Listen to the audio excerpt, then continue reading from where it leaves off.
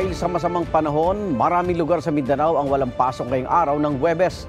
Suspendido ang klase sa lahat ng antas sa pampubliko at pribadong eskwelahan sa Malungon, Sarangani Province, pati sa Maramag at Valencia sa Bukidnon. Sa bayan ng Valencia, pwede raw mag-shift sa online classes ang mga eskwelahan.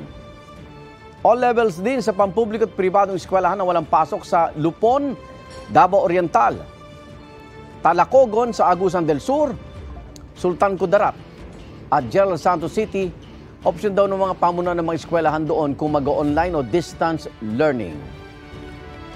Mula preschool hanggang tertiary sa public at private schools ang walang pasok sa Mati, Davao Oriental at sa bayan ng San Isidro, pati na rin ang government offices doon. Wala rin pasok sa mga eskwelahan sa Santa Maria, Davao Occidental at Davao City.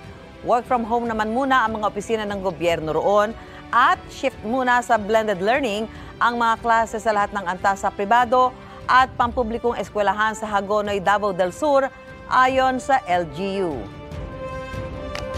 Igan, mauna ka sa mga balita. Mag-subscribe sa GMA Integrated News sa YouTube. Sa mga kapuso abroad, subaybayan nyo kami sa GMA Pinoy TV at sa www.gmanews.tv.